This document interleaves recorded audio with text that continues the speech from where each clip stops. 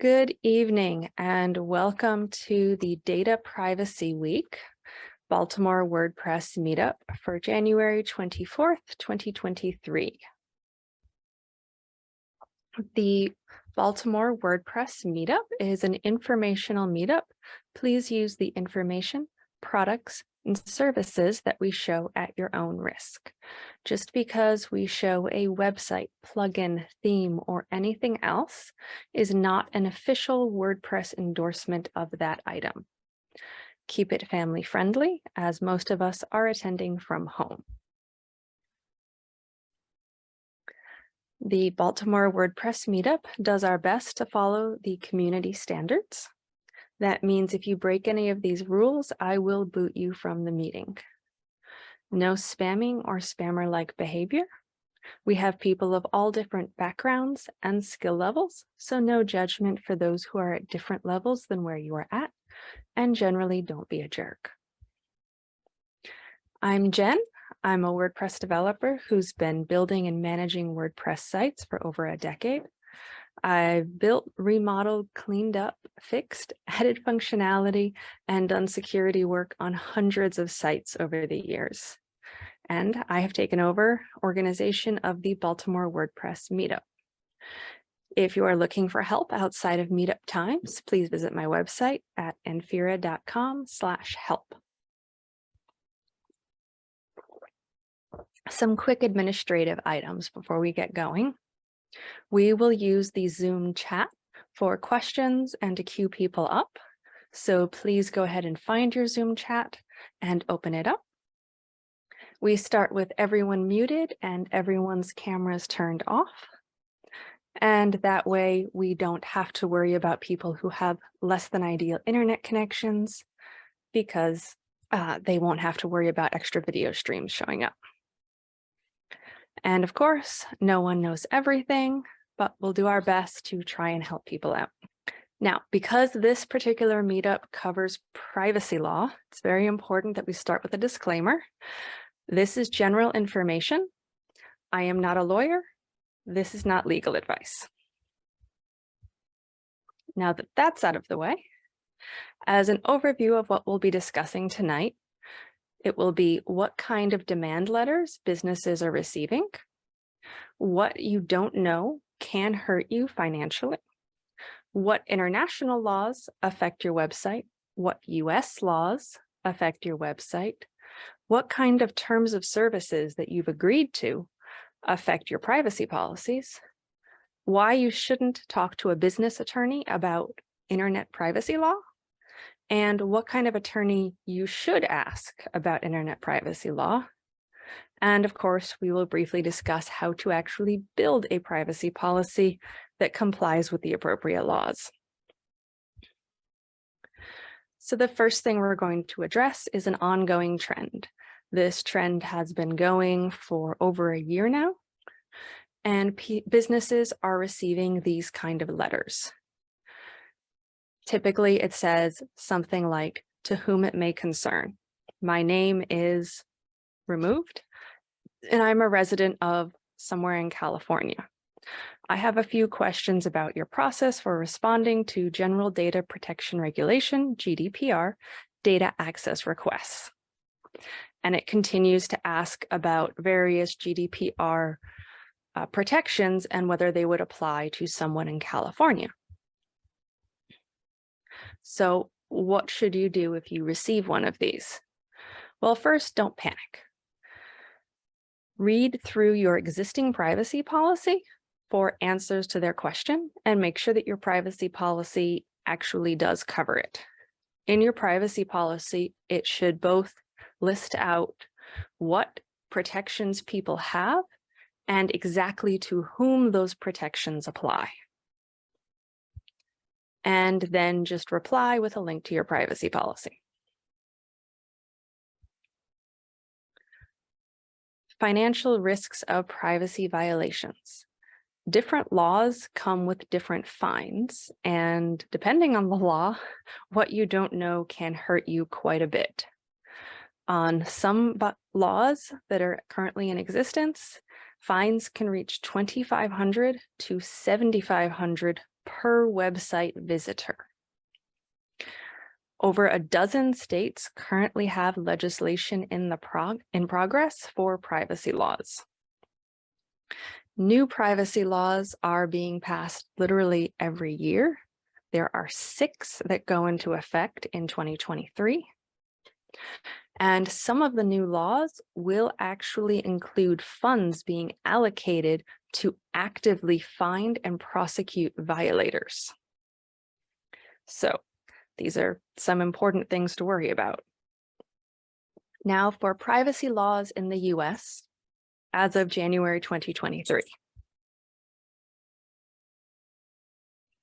So the laws that apply to pretty much every website are going to be the California Online Privacy Protection Act, also known as CalAPA, the Nevada Revised Statutes, the Delaware Online Privacy and Protection Act, and these apply to nearly every website. Additionally, there are a number of US privacy laws that apply to certain websites. The California Privacy Rights Act, CPRA, replaces CCPA, which was the California Consumer Privacy Act, because of course, California doesn't have enough privacy laws. The next one is the Colorado Privacy Act, the Connecticut SB 6, the Utah Consumer Privacy Act, and the Virginia Consumer Data Protection Act. Now, in California, we have these 2 laws. One applies to pretty much every website, that's CalAPA, and the other one, CPRA, applies to only some sites. CPRA, you basically need to worry about it if you're discussing revenue north of 25 million. Or if you have certain legal agreements with large companies that it does apply to. So it's always best to check your contracts when you have contracts with large organizations. The Nevada and Delaware Acts apply to nearly all websites. The Nevada Act applies to websites that collect personal identifying information of Nevada consumers, and it includes fines. That basically means if you have collected any information about a Nevada consumer, which includes their IP address, then your website falls under Nevada. So basically, if people from Nevada can visit your website, there you go. Delaware basically is the same as Nevada, just it discusses Delaware residents, and again, it includes fines. And as a reminder, this is the Baltimore Meetup. We are in nearby Baltimore, Maryland, and Delaware is very close by. So it is quite possible that we could have visitors to our website from Delaware. Now we're going to discuss the Colorado, Connecticut, Utah, and Virginia. These 4 acts are very similar. A couple of them do exempt nonprofits. They only apply to for-profits, but the general guideline is you need to worry about these 4 states if you have 25 million or more in revenue, you control or process the personal data of 100,000 state residents or more, or you derive 50% or more of your annual gross revenue from the sale of personal info and processing of personal data of more than 25,000 residents. We just had a question in the chat regarding contracts. Is the use of a premium plugin considered a contract with a large company?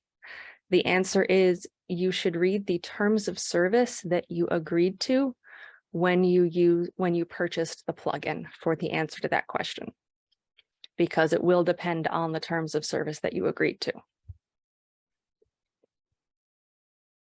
Now for laws around the world. Again, as of January 2023. International privacy laws.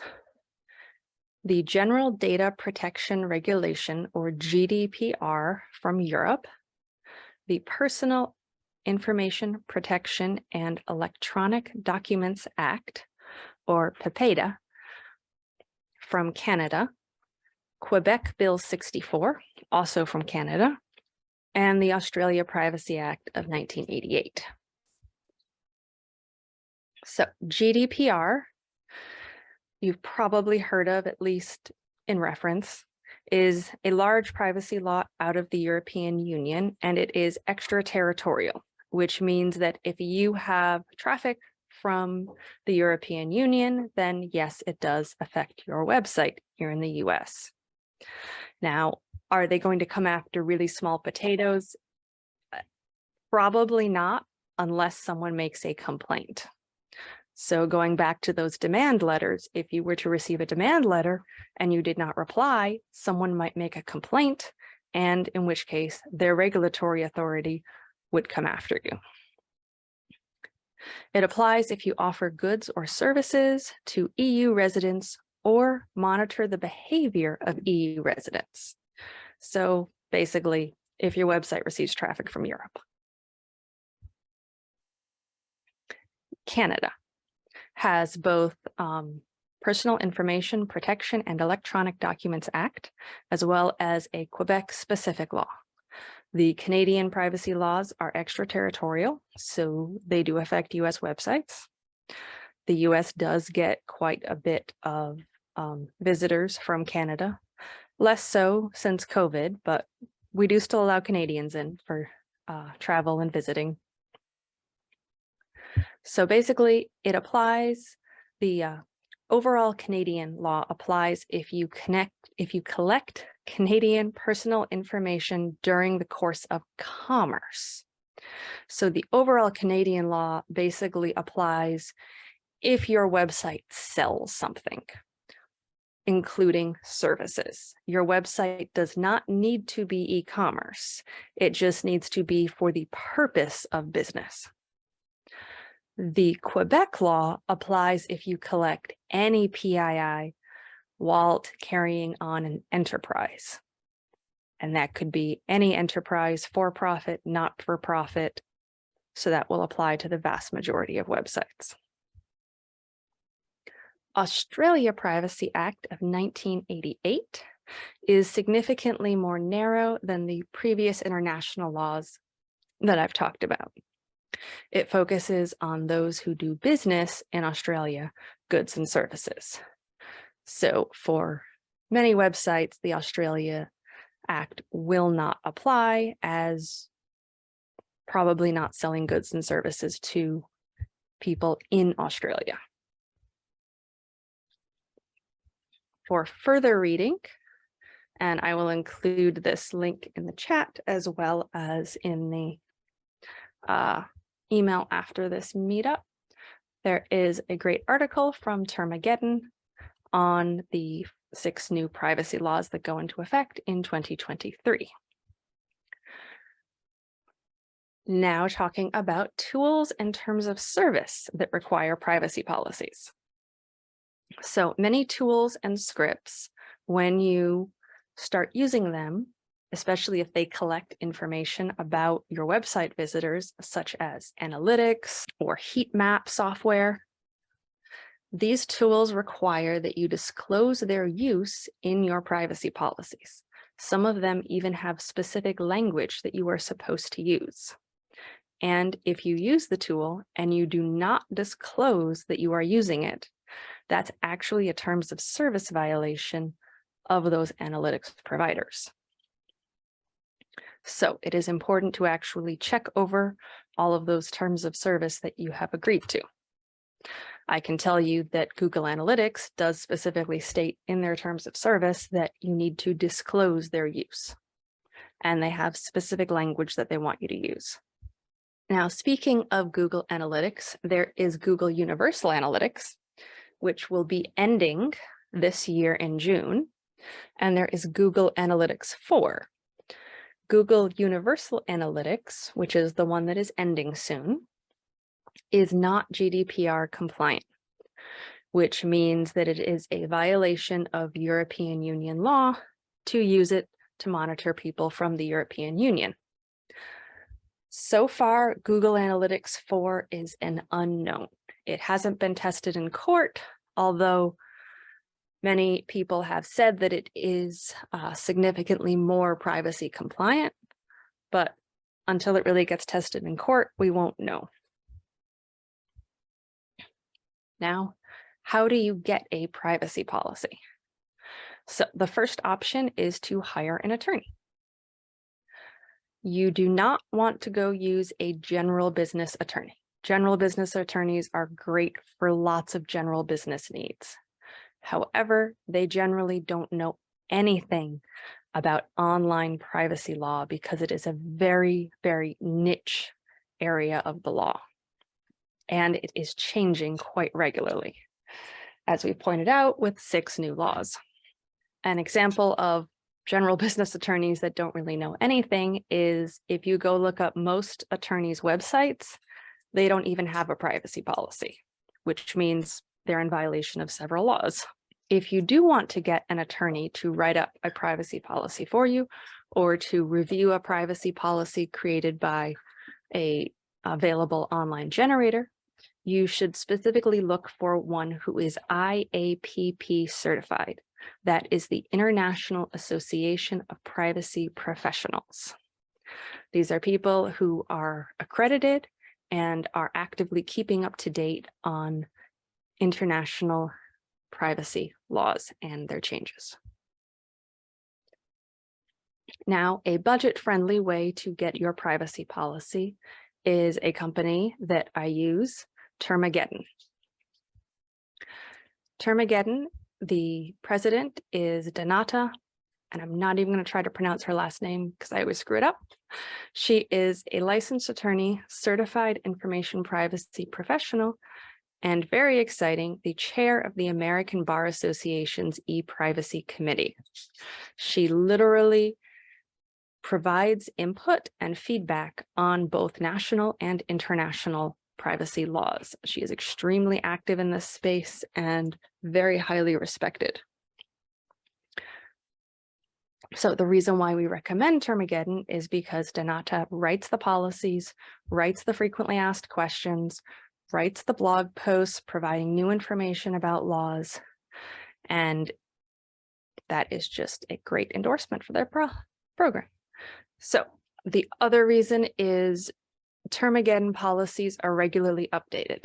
In fact, they even send you an email when there are new privacy laws that have come out and there are new questions that need to be answered within the privacy policy so that your policy is kept up to date. Their support is great. I have asked them a whole bunch of various questions and they have provided very thoughtful answers, but as it is not actually an attorney-client arrangement, they can't actually give you legal advice, but they can answer a lot of general questions. And they are available for websites that are based in the US, Canada, Ireland, the UK, and Australia. If you are looking for more information on laws and your privacy policies, I have a 20% off link that they gave me because I run the Baltimore Meetup, and so they give me nice discounts. And I will put that link into the chat. And they also keep a running log of the laws that require privacy policies and the current bills that are in progress in various states. So if you want to see what is going on in what states and what might be coming down the pipeline, you can check that. So this basically sums up the privacy questions for now. So I will go ahead and open up the chat for if people have any questions about these new privacy laws. But please remember, I am not an attorney. This is not legal advice. And I will also put a link to our Meetup groups page into the chat. No questions? Yes, Greg. Greg just asked a question in the chat. I did see the question from Eagle at the top, and I addressed that earlier in the Meetup. All right. Well, if there are no other questions, our next meetup will be in February. It will be an open Ask Me Anything, which basically means anything WordPress related. Bring your questions. The group will do our best to answer them. And you can RSVP at the Meetup group webpage. So I got a follow-up on my question, if that's okay. Sure. You said read the terms of service. Yes. It kind of answers the question, but what kind of terms would trigger a need for disclosure of that company's? It basically is if the company is monitoring the behavior of your website visitors. So, for example, a heat map tracking tool, which tracks what visitors are basically, where their mouse is going, where they're hovering, that is tracking a whole bunch of data about the visitors of your website. So that tool might require that you disclose the use of that tool because they are collecting data about your people.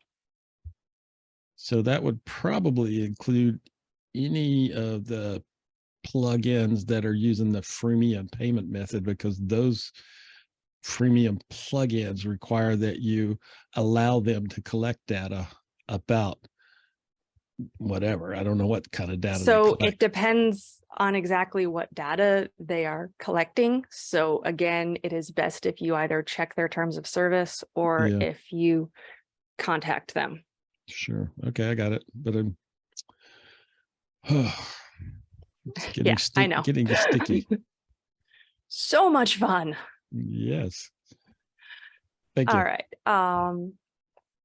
Princess Allen asked a question about what type of attorney people should speak with if they have questions about privacy law. And the answer is you should look for an IAPP certified attorney. I will just pop that note into the chat. And of course I didn't get it. There we go. Greg asked a question regarding recording IP addresses means that certain laws can apply. Does that mean the IP address in isolation or only when associated with other data? And the answer is it depends on the specific law.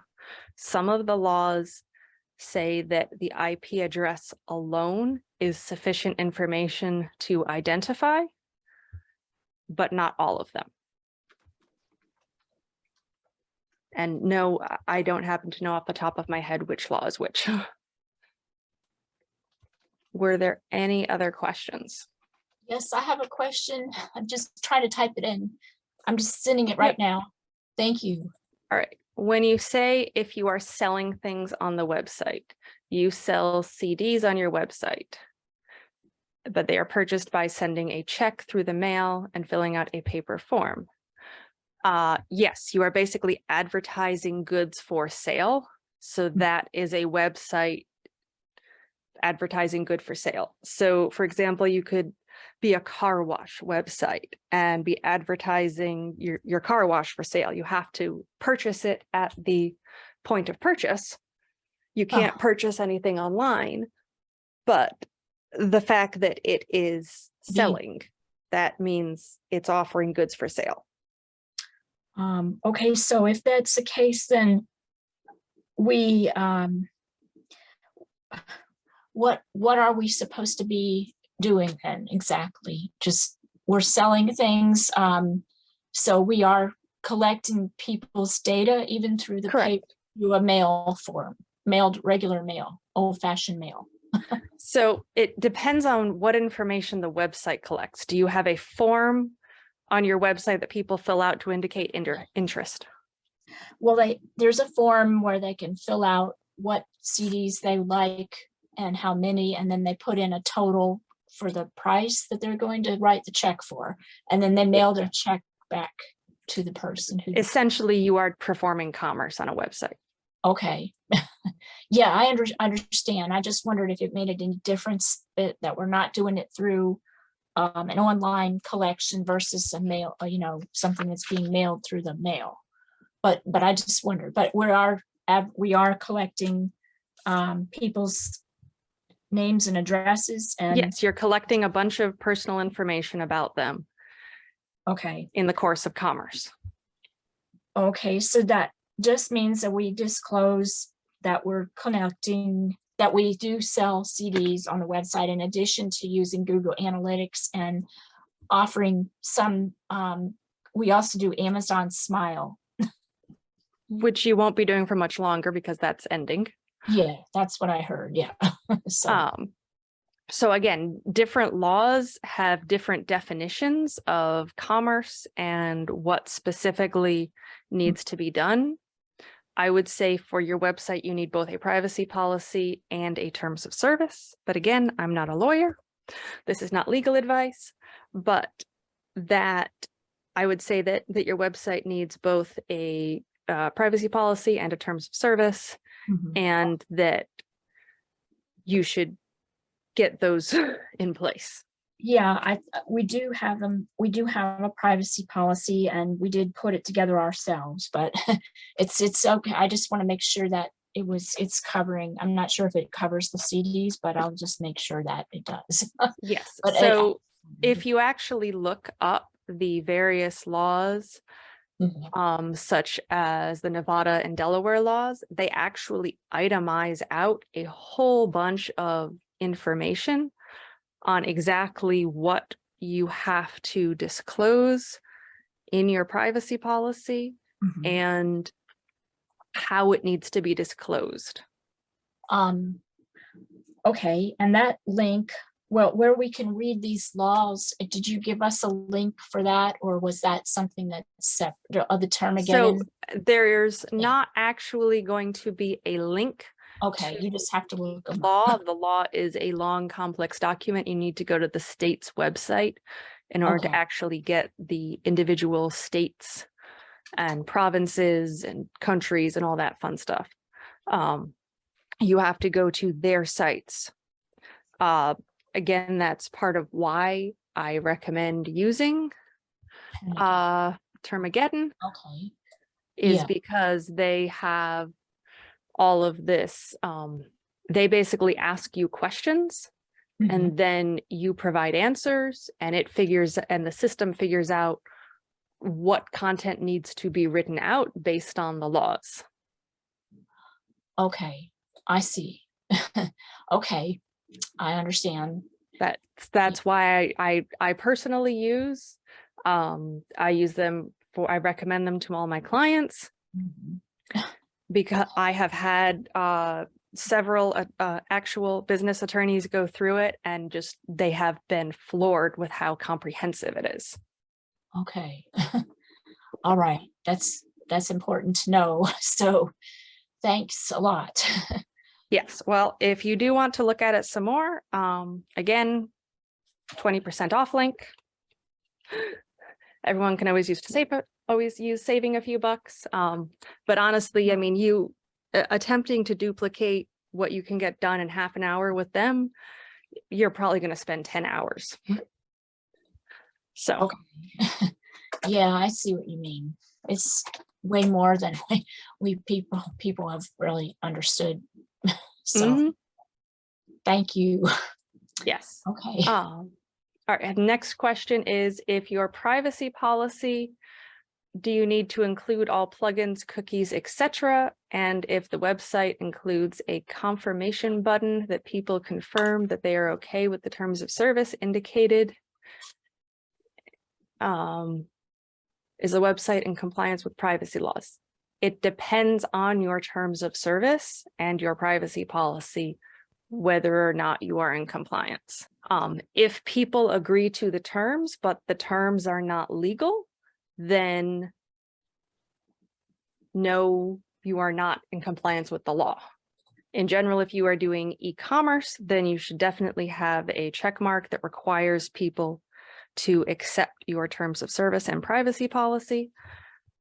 But again, your terms of service and privacy policy need to follow all the laws before they can be considered legal. Do I have any recommendations on further reading to understand the laws? Yes, the Termageddon blog, which I had linked to and is also currently being shown on the screen, It talks about the different laws that require a privacy policy. And that is a pretty comprehensive list. It gives you a decent primer on getting started on the laws. And then you can branch down the rabbit hole from there. They also have several articles on their website talking about a number of the different laws, what they require, who they apply to, which is quite helpful. So again, I will drop that link into the chat. All right, were there any other questions? All right, then I will go ahead and wrap the meetup. Thank you everyone for coming. Our next one is February 8th, 7 p.m. It's an Ask Me Anything, which means just bring your questions. We have a form where you can pre-submit your questions, but you still need to actually show up to the meetup to get them answered. So please RSVP at the meetup page. And Greg asked a quick question, any recommendations for policies for hobbyist sites? Yes, Termageddon. That is my blanket recommendation. All right, thank you everyone and good night.